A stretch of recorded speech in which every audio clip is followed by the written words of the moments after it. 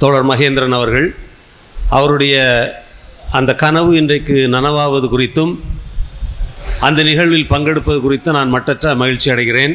நெய்தல் நில மக்களுடைய பிரச்சனைகளை பற்றி நான் இங்கே பேசலாம் என்று நினைக்கிறேன். நான் நெய்தல் நிலத்தை சார்ந்தவன் அல்ல, ஆனால் நெய்தல் நில மக்களால் வளர்த்து விடப்பட்டவன். இந்தியாவுக்கு 7500 கிலோமீட்டர் நீளமுள்ள கடற்கரை இருக்கிறது. நீங்கள் இப்படி இந்தியாவை இப்படி கற்பனை பண்ணிங்கன்னா இந்த கடற்பரப்பு, இந்த கடல் நீளம் 7500 கிலோமீட்டர். இதில் தமிழ்நாடு மட்டும் பார்த்திங்கன்னா 1050 கிலோமீட்டர், 1050 கிலோமீட்டர் நீளம் உள்ள கடற்கரை. கன்னியாகுமரி மாவட்டம் நீரோடி என்கிற கிராமத்திலிருந்து திருவள்ளூர் மாவட்டம் பழவேற்காடு வரைக்கும் ஆமாம், பழவேற்காடு வரைக்கும் 1050 கிலோமீட்டர் நீளம் உள்ள கடற்கரை நமக்கு இருக்கிறது. அந்த 1050 கிலோமீட்டர் நீளமுள்ள கடற்கரையில் கிட்டத்தட்ட தமிழ்நாட்டினுடைய 1/4 பகுதி மக்கள், 2.5 கோடி பேர் வாழ்ந்து கொண்டிருக்கிறார்கள். எந்த அரசியல் பிரதிநிதித்துவமும் கிடையாது. ஒரு எம்எல்ஏ கூட கிடையாது, இப்போது ஒரு எம்பி கிடையாது, வர முடியாது.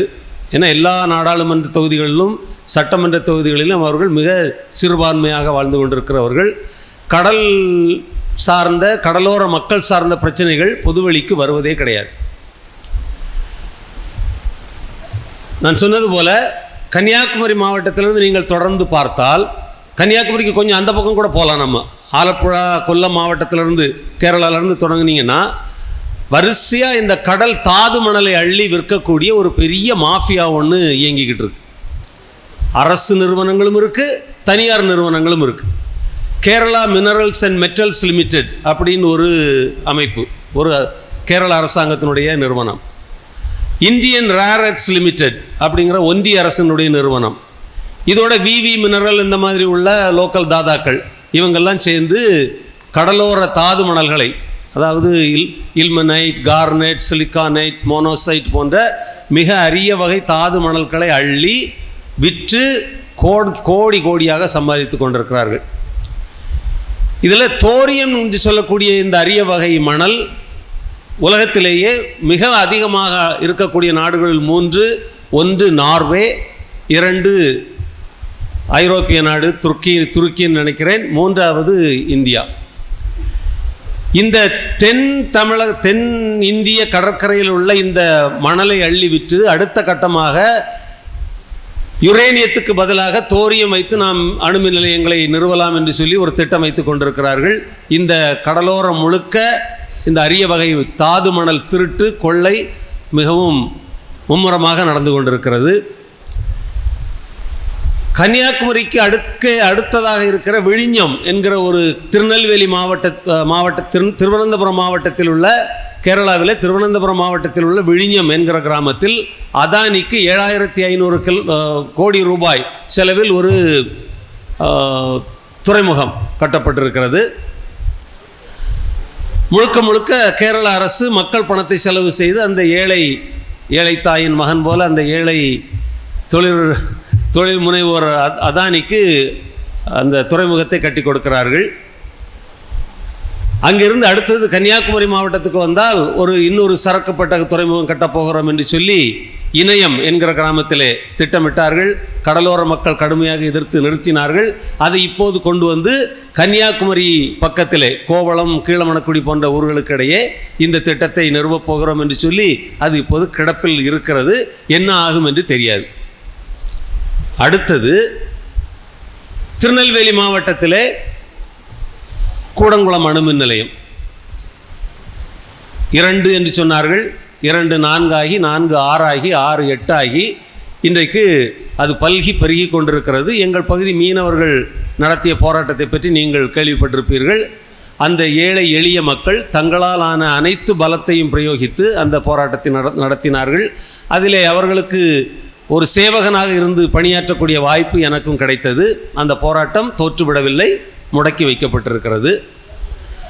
அதற்கு அடுத்ததாக தூத்துக்குடி ஸ்டெர்லைட் திட்டம் உங்களுக்கு நன்றாக தெரியும். நச்சாலை மக்கள் தொடர்ந்து போராடி கொண்டிருக்கிறார்கள். 25 ஆண்டுகளாக எங்களுடைய மண் மலடாகி கொண்டிருக்கிறது, எங்களுடைய குடிதண்ணீர் விஷமாகி கொண்டிருக்கிறது, காற்று பாழ்பட்டு போனது, இந்த ஆலையை மாற்று என்று பல்வேறு மாநிலங்களிலிருந்து விரட்டி அடிக்கப்பட்ட அந்த திட்டத்தை எதிர்த்து மக்கள் அறவழியிலே போராடினார்கள்.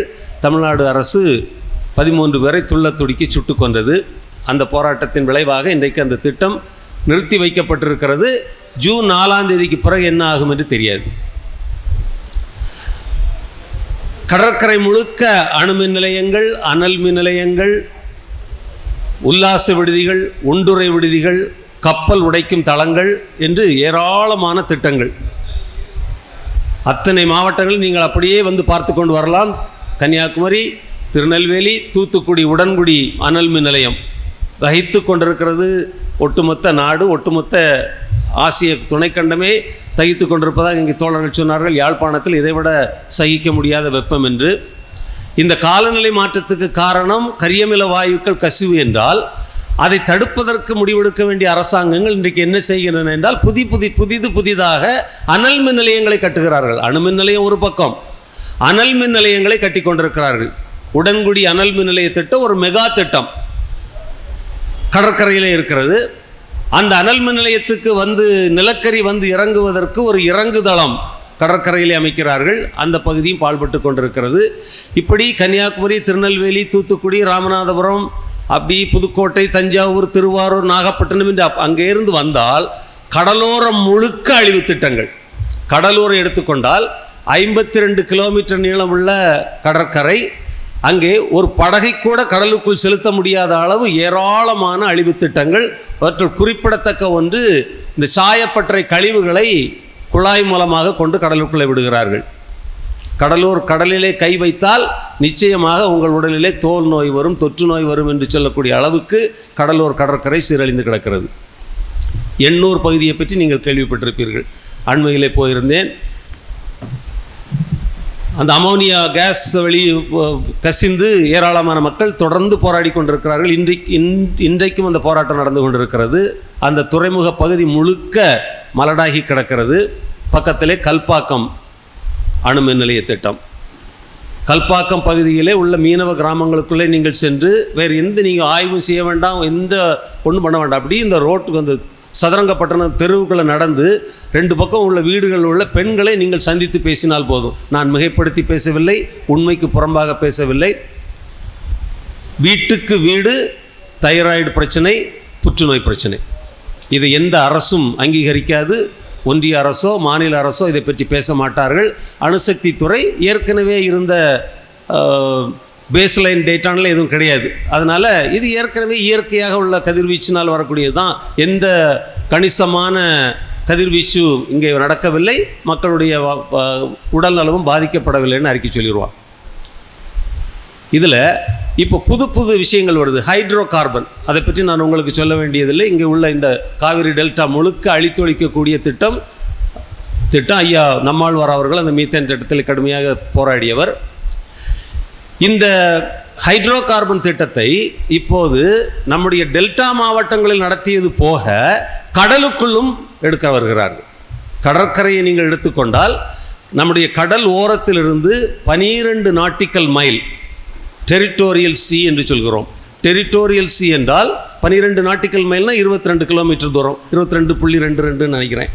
அந்த 22 கிலோமீட்டர் நம்முடைய கடற்கரையிலிருந்து அளந்தோம்னா அது it's part and parcel of your country. இந்தியானா அந்த territorial sea part of our country. அதில் நடக்கக்கூடிய எல்லாமே அது நம்ம நாடு தான், தண்ணிக்குள்ளே கிடக்குன்னு அர்த்தம், அவ்வளோதான். அந்த 12 நாட்டிக்கல் மைலிருந்து இன்னொரு 12 நாட்டிக்கல் மைல் போனீங்கன்னா கண்டிகியூஸ் ஜோன், அருகமை பகுதின்னு தமிழில் சொல்லிக்கலாம். அந்த அருகமை பகுதியில் நடக்கக்கூடிய குற்றங்கள், பெரிய மாசுபாடு, இந்த கஸ்டம்ஸ் டியூட்டி, இந்த மாதிரி உள்ள விஷயங்களை நம்ம அரசாங்கம் தான் மேலாண்மை செய்யும். சரியா? 12 நாட்டிக்கல் மைல் டெரிட்டோரியல் சி, அடுத்த 12 நாட்டிக்கல் மைல் கண்டிகியூஸ் ஜோன், அங்கே இருந்து 200 nautical mile exclusive economic zone. அந்த எக்ஸ்க்ளூசிவ் எக்கனாமிக் ஜோனுங்கிறது அந்த பகுதியில் இருக்கக்கூடிய living and non living resources, உயிருள்ள உயிர் இல்லாத வளங்கள் எல்லாமே அந்த நாட்டுக்கு சொந்தம். இந்தியாவிலேருந்து 200 நாட்டிக்கல் மைல் நீங்கள் எடுத்து பாருங்கள், எந்த பக்கம் அளந்து பார்த்தீங்கன்னா அது வந்து நம்முடைய அந்த வளங்கள் நமக்கு சொந்தமானவை. இப்போது இந்த வீணா போன வளர்ச்சி திட்டத்தை முன்வைக்கக்கூடிய இந்த மேலை நாடுகள் அல்லது இப்போ வடக்கு நாடுகள்னு சொல்கிறோம், இவன் தரையில் உள்ளதெல்லாம் அழித்து நாசம் பண்ணிக்கிட்டு இப்போ கடலுக்குள்ளே கண்ணை வைக்கிறாங்க. அதானிக்கும் அம்பானிக்கும் இன்றைக்கு ஒன்றிய அரசு இந்த கடற்பகுதியை தாரை வார்க்க தொடங்கிவிட்டது. எழுதி வச்சுக்கிடுங்க, ஜூன் 4ஆம் தேதி இந்த கூட்டம் பழையபடி ஆட்சிக்கு வந்தால் தமிழ்நாட்டு கடற்கரை மட்டுமல்ல, ஒட்டுமொத்த இந்தியாவினுடைய கடற்கரை அதானிக்கு தாரை வார்க்கப்படும். ஏன்னா 2018ஆம் ஆண்டு வரைக்கும் இந்த கனிம வள கொள்ளை, இந்த தாது மணல் கொள்ளை வந்து தனியார் கையில் இருந்தது. அப்புறம் திடீர்னு ஒரு சட்டம் போட்டு 2019ஆம் ஆண்டு மோடி அரசுக்கு திடீர்னு ஒரு ஞானோதயம் வந்து இது தனியார் கையில் இருக்கக்கூடாது, இது தேசிய வளம், இதெல்லாம் தோரியம். ஃபார் எக்ஸாம்பிள் தோரியம்னு எடுத்துக்கிட்டோம்னா தோரியம் வந்து கிட்டத்தட்ட ஆஸ் ப்ரீஷியஸ் ஆஸ் யுரேனியம். அப்போ அது வந்து தனியார் கைக்கு போகக்கூடாது, அது வந்து கனிம வளம், அது அணுசக்தி துறைக்கு தான் இருக்கணும் அப்படின்னு சொல்லி சட்டத்தை மாற்றி எந்த விதமான மைனிங்கும் நடக்கக்கூடாது அப்படின்னு சொன்னாங்க. அப்புறம் 2021ஆம் ஆண்டு 2 வருஷத்துக்குள்ளே என்ன நடந்ததுன்னு தெரியாது, திடீர்னு பல்ட்டி அடித்து தனியாருக்கு கொடுக்கலாம்.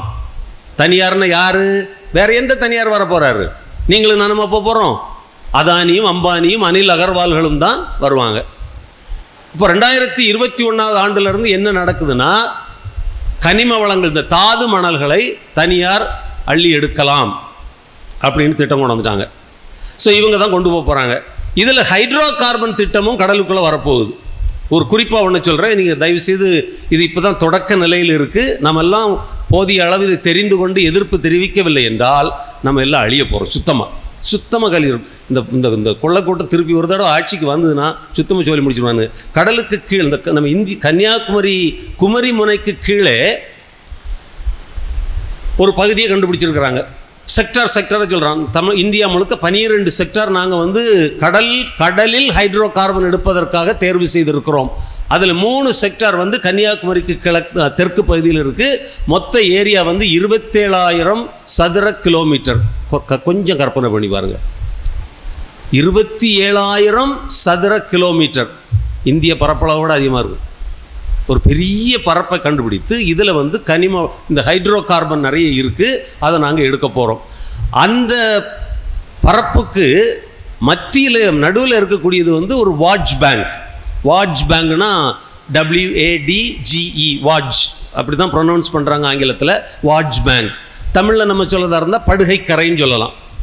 அதாவது கடலுக்குள்ள ஒரு படுகை இருக்குது, அதனுடைய பரப்பளவு கிட்டத்தட்ட அப்ராக்சிமேட்டாக 10,000 சதுர கிலோமீட்டர். கன்னியாகுமரியிலிருந்து டெல்லியினுடைய தூரமே 3,000 கிலோமீட்டர் தான். 3,000 கிலோமீட்டர் நீளம். அப்போ கற்பனை பண்ணி பாருங்கள், 4,000 கிட்டத்தட்ட 3,500 கிலோமீட்டர் நீளம், அதே அளவு அகலம் கொண்ட ஒரு பெரிய பகுதி கன்னியாகுமரி முனைக்கு தெற்கே இருக்குது. அதை வாட்ச் பேங்க்னு சொல்கிறோம். உலகம் முழுக்க ஆங்காங்கே 1-2 வாட்ச் பேங்க் தான் இருக்குது. இது உலகத்திலேயே உள்ள மிக முக்கியமான ஒரு வாட்ச் பேங்க். இந்த வாட்ச் பேங்கினுடைய சிறப்பு அம்சம் என்னென்னா, அங்கே பெரிய டர்புலன்ஸ் இருக்காது, பெரிய பிரளயங்கள் எதுவும் நடக்காது, அமைதியான பகுதி, பெரிய நீரோட்டங்கள் கிடையாது. அந்த பகுதி அமைதியாகவும் ஆழமாகவும் அகலமானதாகவும் இருப்பதால் கிட்டத்தட்ட 200க்கும் மேற்பட்ட வகை மீன்கள் அங்கே தான் முட்டை போடுது, குஞ்சு பொரிக்குது, வாழுது, வளருது. அது நம்ம டெல்டா எப்படி ஃபுட் பேஸ்கெட் ஆஃப் தமிழ்நாடுன்னு சொல்கிறோமோ, அதே மாதிரி அந்த பகுதி வந்து food basket of whole Asia. இங்கே இருந்து அரேபியன் கல்ஃப், அந்த சவுதி அரேபியாவிலேருந்து அந்த பக்கம் இந்தோனேஷியா வரைக்கும் நீங்கள் பார்த்தீங்கன்னா எல்லா பகுதிகளுக்கும் மீன் வளம் கிடைப்பதற்கான முக்கியமான காரணம் இந்த வாட்ச் பேங்க். குறிப்பாக இந்திய மீனவர்களுக்கு தேவையான மீன் கிடைப்பதற்கு காரணம் இந்த வாட்ச் பேங்க். 10,000 சதுர கிலோமீட்டர் பரப்பளவு கொண்ட ஒரு அற்புதமான உணவு பெட்டகம். அங்கே தான் ஹைட்ரோ கார்பன் திட்டம் வருது. ஹைட்ரோ கார்பனை பற்றி இங்கே நிறைய பேராசிரியர் ஜெயராமன், நம்மாழ்வார் பேசினார், பேராசிரியர் ஜெயராமன், டாக்டர் பாரதி செல்வன் வரப்போகிறாருன்னு கேள்விப்பட்டேன். இவங்கெல்லாம் நிறைய பேசியிருக்காங்க, போராட்டம் நடத்திக்கிட்டு இருக்கிறாங்க, இன்னும் தொடர்ந்து அந்த விஷயங்கள் நடந்துகிட்டு இருக்குது. அதனால் ஹைட்ராலிக் ஃப்ராக்சரிங்னா என்ன, அது எப்படி இயற்கையை பாதிக்கும், என்னெல்லாமோ நிறைய பேசுகிறோம். இதே அழிவு கடலுக்குள்ளே வரும்போது என்ன ஆகும்னு யோசிச்சு பாருங்கள். மீனவர்களுக்கு வாழ்வாதாரம் போகும், நெய்தல் பகுதிக்கு வறுமை வந்து சேரும். நமக்கு என்ன வந்து சேரும்? உணவு பாதுகாப்பும் இல்லாமலாகி, ஊட்டச்சத்து பாதுகாப்பும் இல்லாமலாகி, ஏற்கனவே 40 விழுக்காடு பெண்கள், இந்தியாவில் உள்ள 40 விழுக்காடு பெண்களுக்கும், லாக்டேட்டிங் மதர்ஸுக்கும், பாலூட்டக்கூடிய தாய்மார்களுக்கும் போதிய ஊட்டச்சத்து இல்லைங்கிறது புள்ளி விவரம். இந்த மீன் உணவு, எளிய விலை குறைந்த மீன் உணவு கிடைக்கும் போதே இந்த லட்சணம்னா, அந்த மீன் இல்லாமல் ஆகுதுன்னு வைங்க. எல்லாம் மூளை வளர்ச்சி இல்லாமல், ஏற்கனவே மூளை வளர்ச்சி இல்லாமல் தான் இருக்குது இந்த நாடு. அதில் எல்லாம் அரசியல் கட்சியில் சேர்ந்துடுறாங்க. என்ன ஆகும்? எவ்வளோ பெரிய ஒரு ஒரு ஒரு ஒரு ஒரு டிசாஸ்டர் நோக்கி நம்ம போயிட்டுருக்குறோம். நெய்தல் பகுதி இன்னைக்கு உண்மையிலேயே இந்தியாவுக்கு உணவும் ஊட்டச்சத்தும் வழங்கக்கூடிய ஒரு அற்புதமான பகுதி. அங்கே கடல் விவசாயிகள்னு சொல்கிறோம், அவங்களும் விவசாயம் தான் பண்ணுறாங்க. கடல் விவசாயிகள் கரை விவசாயிகளை விட கடினமான ஆபத்தான முறையில் வேலை செய்து நமக்கு வேண்டிய உணவும் ஊட்டச்சத்து வழங்கக்கூடிய மக்கள். அரசியல் பிரதிநிதித்துவம் கிடையாது, பொருளாதார வளர்ச்சி பெருசாக கிடையாது, சமூக அந்தஸ்து கிடையவே கிடையாது, அவர்களை ஒரு பொருட்டாக மதிப்பதே கிடையாது. அப்போ இருக்கக்கூடிய வாழ்வுரிமைகளையும் மறுக்கும்போது, வாழ்வாதார உரிமைகளையும் மறுக்கும்போது என்ன ஆகும்? இப்படிப்பட்ட ஒரு மிக முக்கியமான ஒரு திருப்பு முறையில் அந்த சமூகம் நிற்கிது. நெய்தல் நிலம் ஒரு மிகப்பெரிய ஆபத்தை நோக்கி சென்று கொண்டிருக்கிறது. அது வெறும் நெய்தல் நிலம் எதிர்கொள்ளக்கூடிய ஆபத்தாக மட்டும் இருக்காது, நம்முடைய ஒவ்வொருவர் வீடுகளிலும் அந்த ஆபத்து வந்து சேரும். அதற்கு என்ன செய்வது? இன்றைக்கி என்னென்னா, அந்த பகுதியை வந்து நம்ம பெருசாக தெரிஞ்சிக்கிறது இல்லை. பக்கத்தில் தான் இருப்போம், கடலோரத்துலேருந்து 8 கிலோமீட்டர் 10 கிலோமீட்டர் தூரத்தில் தான் இருப்போம். ஆனால் அந்த சமூகத்துக்குள்ளே நமக்கு எந்த தொடர்பும் கிடையாது. அவங்களும் ஒரு ஐலண்ட் மாதிரி தனியாக வாழ்ந்துக்கிட்டு இருக்கிறாங்க. அந்த கலாச்சாரம் பற்றி, அவங்களுடைய கொண்டாட்டம் பற்றி, அவர்களுடைய குடும்ப நிகழ்வுகளை பற்றியெல்லாம் நமக்கு எதுவும் தெரியாது. அவங்களும் இங்கே தெரிஞ்சிக்க வேண்டிய தேவையில்லை. நான் அது ஒரு செல்ஃப் கண்டெய்ன்டு கம்யூனிட்டி, அவங்களுக்குள்ளேயே எல்லாத்தையும் பார்த்துக்கிறாங்க. அப்படின்னு இருக்கும்போது அவங்கள பற்றி நமக்கு தெரியாது, நம்மளை பற்றி அவங்களுக்கு தெரியாது. இந்த கிராஸ் கல்ச்சுரல் கம்யூனிகேஷன் கிடையாது, எந்த டயலாகும் கிடையாது, எதுவுமே கிடையாது.